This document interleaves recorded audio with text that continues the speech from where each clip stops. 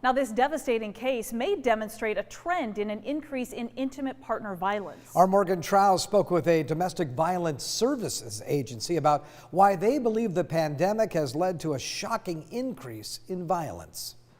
Before the pandemic began, Spokane County had the highest rate of domestic violence in Washington, being a few points higher than the state average.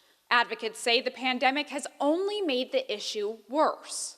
Isolation and domestic violence go hand in hand, and it just makes it that much harder to kind of leave a relationship like that.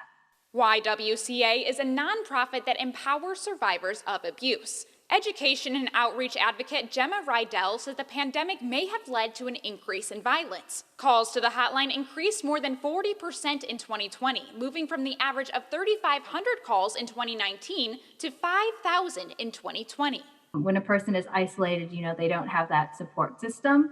They don't have those regular kind of touch points with folks that they would normally see, coworkers, whoever. On Sunday, Spokane police say they found a deceased woman and her severely injured 5-year-old. The family identified the woman named Cassie and her daughter. The police say the suspect in the homicide turned the car on with the garage closed. Relatives of Cassie say she had just left her fiance and that the suspect is her ex. The most dangerous time for a survivor is when they go to leave or right after they've left a relationship. They are 70 times more likely to be murdered by their ex-partner after they leave than at any other point in their relationship. The CDC says that more than half of female homicide victims were killed by their partners. With an increase in calls and an increase in police domestic violence reports, Rydell wants to let survivors know they are not alone and that their free and confidential 24-hour hotline can be reached by phone, text, and email.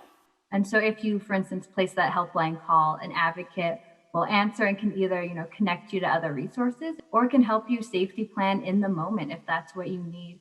And sometimes it's even having somebody there to listen to your story could be really powerful for survivors. The hotline is also for loved ones, so anyone can get information on how they can help. Reporting in Spokane, Morgan Trow, KREM 2 News.